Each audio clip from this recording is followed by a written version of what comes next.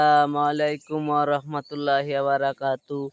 সূরা বাকারা লাস্ট 2 আয়াত ইনশাআল্লাহ সবাই শুনে যাবেন ইনশাআল্লাহ।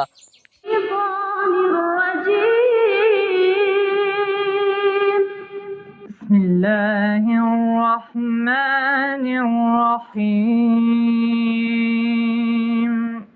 দয়াময় পরম দয়ালু আল্লাহর নাম।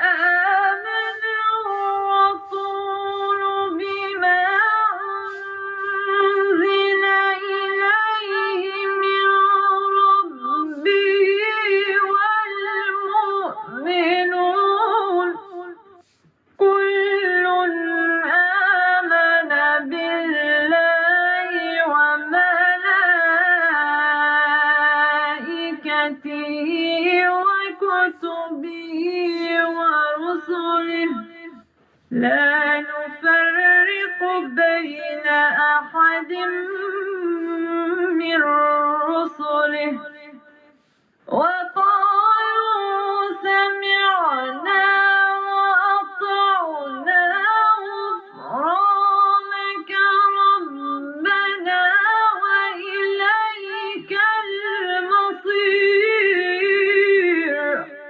রাসূল তাহার প্রতি তাহার প্রতিপালকের পক্ষ হইতে যাহা অবতীর্ণ হইয়াছে তাহাতে ঈমান আনিয়াছে এবং মুমিনগণ তাহাদের সকলে আল্লাহে, তাহার ফেরেশতাগণে, তাহার কিতাবসমূহে এবং তাহার রাসূলগণে ঈমান আনিয়াছে। তাহারা বলে, আমরা তাহার রাসূলগণের মধ্যে কোনো তারতম্য করি না। আর তাহারা বলে, আমরা শুনিয়াছি এবং পালন করিয়াছি। হে আমাদের প্রতিপালক, আমরা তোমার ক্ষমা চাই আর প্রত্যাবর্তন তোমারই নিকট।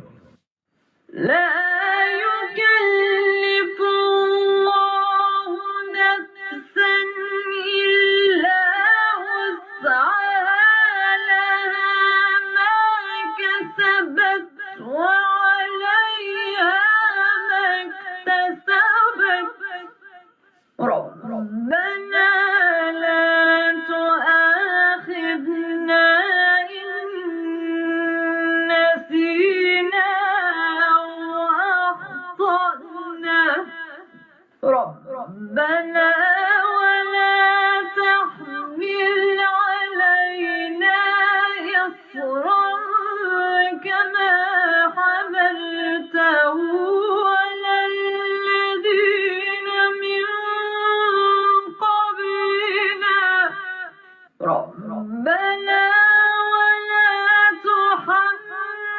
تحملنا ما لا طاقة لنا به واعف عنا واغفر لنا وارحمنا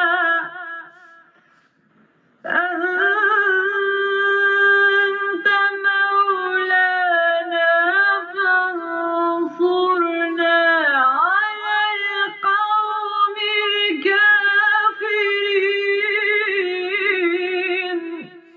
আল্লাহ কাহার উপর এমন কোন কষ্টদায়ক দায়িত্ব অর্পণ করেন না যাহা তাহার সাধ্যাতীত।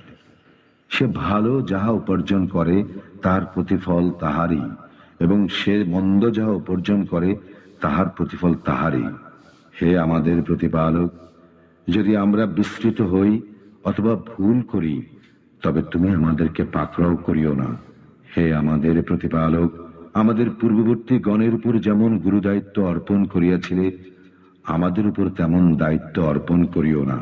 হে আমাদের প্রতিপালক, এমন ভার আমাদের উপর অর্পণ করিও না যাহা বহন করার শক্তি আমাদের নাই। আমাদের পাপ মোচন করো, আমাদেরকে ক্ষমা করো, আমাদের প্রতি দয়া করো, তুমি আমাদের অভিভাবক। সুতরাং কাফির সম্প্রদায়ের বিরুদ্ধে আমাদেরকে সাহায্য করো।